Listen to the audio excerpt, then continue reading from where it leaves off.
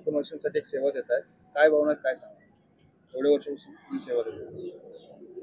एक आपण समाजसेवा करत असताना समाजाचे एक देणं लागतो आणि माझे कोकणस्थ बांधव, माझ्या प्रिय कोकणस्थ बांधवांसाठी म्हणजे एक आम्ही 25 वर्षापासून ही जी सेवा चालू केलेली, गणपती उत्सव असेल, होळी असेल, याच्या मागचा उद्देश की माझ्या नागरिकांची गणपती उत्सवात जाण्यासाठी गैरसोय व्हावी नाही, त्यासाठी आपण घरोघरी माझ्या बांधवांना गावोगावी नेऊन त्या ठिकाणी सोडवण्याची, नाश्त्याची वगैरे व्यवस्था करतो. आणि हा एक खूप आम्हाला गॉड गिफ्ट आहे असं मी या ठिकाणी म्हणते.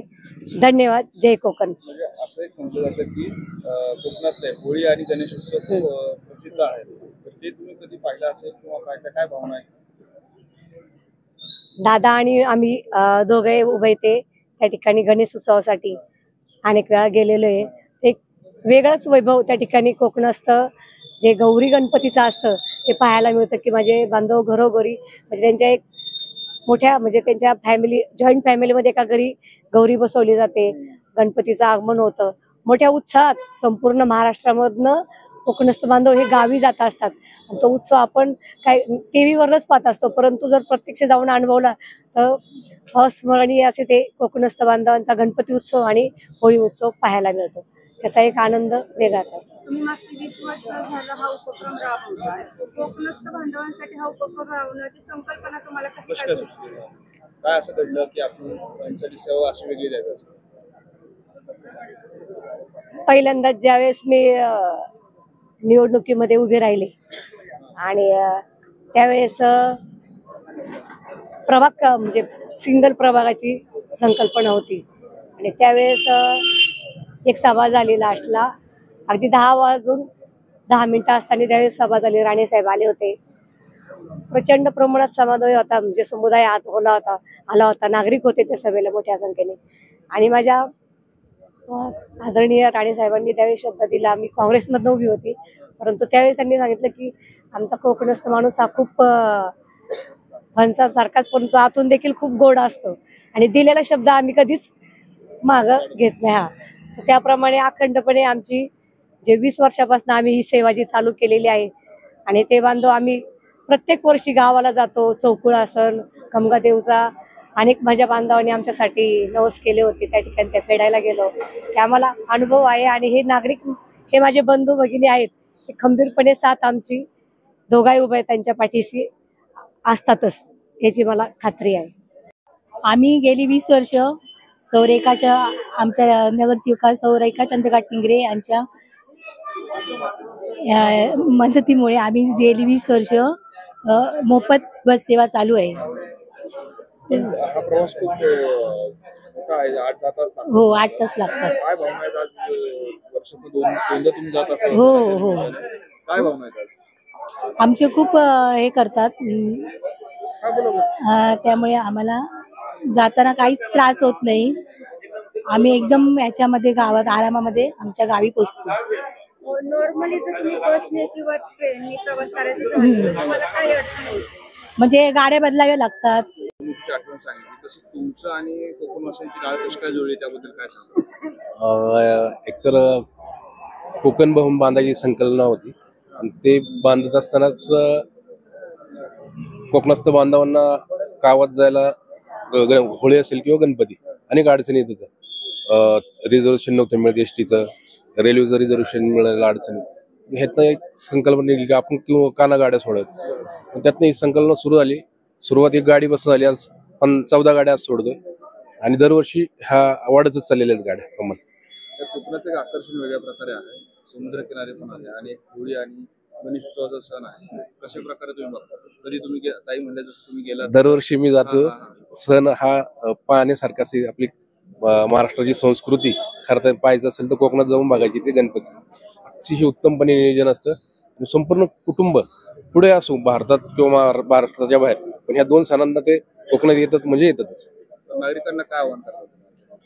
ह्यातनं नागरिकांना आव्हान की त्यांना आता जो हा गणपतीचा सण आहे हा आनंद दुगुणित व्हावा, त्यांना सुख शांती आनंद मिळावा, संपूर्ण त्यांच्या इच्छा पूर्ण व्हावी ती शुभेच्छा. कोकणातल्या आता आपल्या माणगाव, महाड, पोलादपूर, पंधरागाव, दसपटी, नंतर इकडं खेड, चौकुळ, नंतर आंबोली आणि चिपळूण, सावंतवाडी या सगळ्या गावांना गाड्या जाणार. साधारण किती लोक या सेवेचा प्रवास आजवर किती किती हजार लोकांनी लाभ घेतला? हजारो लोकांचा हे झालेला फायदा झालेला. होतो.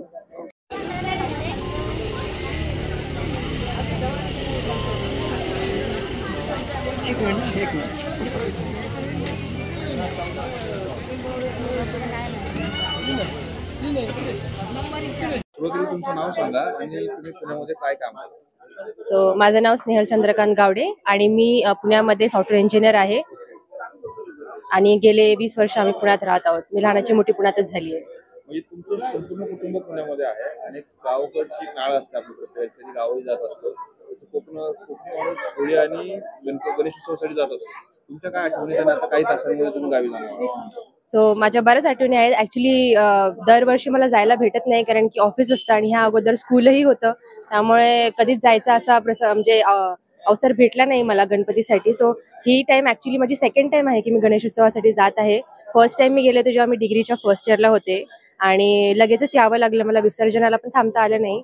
पण तेव्हा पण मी रेखाताईंच्या बसमधनंच गावाला गेले होते आणि घरपोच त्यांनी मला पोहोचवलं होतं, त्यामुळे बिलकुल मला त्रास नाही झाला प्रवासाचा वगैरे. आणि गावाकडे तर एक वेगळीच गणेश उत्सवाची, कोकणात तर तुम्हाला माहितीच आहे भरपूर वेगळाच आनंद असतो, त्यामुळे खूप मजा येते. म्हणजे आणखी एका पिढीची एक परंपरा जोपासलेली आहे, तुम्ही पुढच्या पिढीच्या आहात. आणखी एक भाषा, तुम्ही जे आता घराची भाषा वापरून त्या भाषेमध्ये तुम्ही बोलता का? आपली जिथं आता तुम्ही जॉब करता म्हणजे पुण्यातली ती भाषा आहे, भाषेचं कसं तुम्ही हे करता? सो भाषेचं कारण की आम्ही इकडे राहतो तिथे बरेच जण आमच्या गावाकडचेच आहेत, त्यामुळे आम्ही आमच्या गावाकडचीच भाषा वापरतो घरातही आणि आजूबाजू आमच्या रिलेटिव्हशी किंवा कुटुंबात बोलण्यातही. त्यामुळे भाषेचा काही असा फारसा फरक पडत नाही इकडे लांब राहिल्यामुळे गावापासून. आणि ऑफिसमध्ये तर काय आपली जनरल इंग्लिश आहे, हिंदी आहे, ते तर मराठी आहे, आपण महाराष्ट्र आहे म्हटल्यावर, त्यामुळे स्पष्ट तिकडे आपण ती भाषा वापरतो.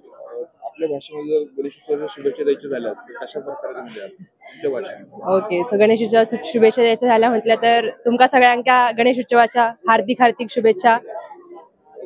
दिवस शिल्लक राहिले तर तुम्ही कोकणात चाललेला आहात. कोकणातला गणेश उत्सव सर्वांना परिचित आहे, सर्व तो पाहण्यासाठी देखील जात असतात. नेमकी काय भावना आहे जिथून पुण्यातून कोकणात जातात? पुण्यात आमचं एक आम्ही गेली 20-25 वर्ष पुण्यात 30 पुण्यामध्ये रहिवासी पुण्याचे आणि गेली 20 वर्षापासून आमच्या प्रभाग क्रमांक 1च्या नगरसेविका मान सौभाग्यवती रेखाताई चंद्रकांत टिंगरे आणि तिथे कार्यसम्राट श्री चंद्रकांत टिंगरे या उभयदाने आमची गेली 20 वर्षापासून सगळ्या पूर्ण कोकणवासियांची मोफत बसची सेवा उपलब्ध करून दिली, त्याबद्दल त्याचे आम्ही आभारी आहोत. तसेच गेली 20 वर्ष आम्ही सातत्याने त्यांचा प्रवास करतो आणि आमचा सुखकर प्रवास होतो. आमची सगळी व्यवस्था ते करतात, नाश्त्यापासून नाश्ता पाणी आणि दुपार जेवणाची व्यवस्था करून आम्हाला सुखरूपपणे आमच्या घरी पोहोचवतात. एकंदरीत हा प्रवास म्हणलं की खूप मोठा प्रवास आहे. वर्षातून एक म्हणजे काही सणांना जातो, हा सर्वात मोठा सण आहे. काय भावना आहेत आज? आमच्या भावना म्हणजे आम्हाला ह्या गणपती सणास गेल्याशिवाय आमचं मन पुण्यात रमतच नाही. मन आमचं आमची किती नोकरी कोणी काही असू दे, मुलं शिक्षकाचे ह्याचे शिक्षण क्षेत्रात मुलं असू दे, सुट्या काढून आम्ही गणपती जातो. गणपती गेल्याशिवाय आमचं गत्यंतर नाही आम्हाला, कारण आम्हाला गणपती हा सगळ्यात महत्त्वाचा प्रिय सण आहे. याचे 2 सण आमचे मोठे आहेत, गणपती आणि होळी, शिमगा म्हणतात त्याच्या आमच्या भाषेत. तर शक्यतो गणपतीला आम्ही या इथून जाऊ. होळीला कसं असतं आमचं, होळीला प्रत्येकाचे अधूनमधून जातात लोक. होळी आमची मोठी असते, 15 दिवस होळी असते. पण आमच्या भागामध्ये ह्याच्या आमच्या सिंधुदुर्ग जिल्ह्यामध्ये गणपतीला आम्ही कंपल्सरी जातो कंपल्सरी. गेल्याशिवाय आम्हाला चेन पडतच नाही. ते 10 दिवस संबंध तिकडे असतात. गणपती विसर्जन केल्याशिवाय पुण्यात येत नाही. प्रत्येक प्रदेश वाईज प्रांतवाईज भाषेचं एक वेगळेपण आहे. तुमच्या कोकणी भाषेत जर शुभेच्छा द्यायची झाली तर कशा शुभेच्छा? आम्ही सगळ्या कोकणी आमची भाषा आमची मालवणी आहे. मच्छिंद्र कांबळी वरे हे आमचे मालवणीचे आहेत. तर त्यांचा वारसा घेऊन आमची संपूर्ण भाषा आमच्या गाडीमध्ये कोणाला विचार आमची पूर्ण भाषा आमची कोण हे करत नाही. आम्ही घरी आमच्या मालवणी भाषेत बोलतो. आमचं अत्यंत प्रिय मालवणी. आम्ही घरी गेलो मालवणी बोलतो. आम्ही अजिबात शुद्ध भाषा फक्त ऑफिसमध्ये किंवा हिंदी भाषा बोलतो, पण आमचं प्रिय मालवणीवर आमचं खूप अत्यंत प्रेम आहे. त्यामध्ये शुभेच्छा द्यायची झाली तर कसं देतात? यावा कोकण आपलाच असा आमच्या भाषेत. आणि दुसरी गोष्ट काय, कोकणात गेल्याशिवाय आमका चौथीत गेल्याशिवाय आमका चौथ होत्या चौथीत गेल्याशिवाय आमका गत्यंतर नाही असा, म्हणून आम्ही गणपती जातोच गावात सगळे कंपल्सरी. ओके, माझं नाव ज्ञानेश्वर भजन गावडे. राहणार धानोरी. आता पुण्यात राहणार धानोरी आणि माझं मूळ गाव चौकुळ सावंतवाडी. सर, गणेशोत्सवाला आता 2 दिवस शिल्लक राहिले आहेत. तुम्ही आज पुण्यातून कोकणात जाता, नेमकी काय भावना आहे, काय उत्सुकता तर खूपच फार असते गणपतीला जायला गाव कोकणामध्ये. आणि आम्हाला टिंगरे साहेब फ्रीमध्ये गाडी देतात दरवर्षी. आमच्या गावाला म्हणजे चौकुळ सावंतवाडी याला आपल्या 4 गाड्या सोडतात, 4 ते 5 गाड्या सोडतात. 100 ते 150 लोक असतात आमची. सगळ्यांना ते गाड्या देतात की गावाला जाण्यासाठी. आणि उत्सुकता तिथे फारच असते आम्हाला की गणपतीला जाण्यासाठी. बरं, हा प्रवास म्हणजे खूप कठीण असतो, 8-10 तासांचा प्रवास असतो. हो. आणि गणेशोत्सव असेल किंवा दिवाळी असेल किंवा होळी सण असेल, बुकिंगचा खूप प्रॉब्लेम येत असेल तुमच्याला. हो, बुकिंगचा तर प्रॉब्लेम खूपच येतो. म्हणून तर आपल्या टिंगरे साहेबांनी फ्रीमध्ये करून दिली बुकिंगला. आणि बुकिंग करायचं म्हटलं की कधी कधी बुकिंग होत पण नाही. आणि समजा काय अडचण आली तर कॅन्सल करायला लागतं. ते कॅन्सलला पण निम्मे पैसे आपले अर्धे जातात. आणि आता रेटही माहिती एसटी महामंडळाचे किती जातात तिकीटचे. त्याच्यामुळं त्यांना ती अडचण खूपच येते. एक ह्याच्यामध्ये सांगायचं झालं तर एक प्रत्येक गावाची विमान बंद असतात, कधी गावी जाईल. आज काय वाटतं, काही तासात तुम्ही गावी पोहोचणार आहात, काय भावना? काही तासांमध्ये तुम्ही गावी जाणार आहात? आम्ही तरी 10 तास लागतात.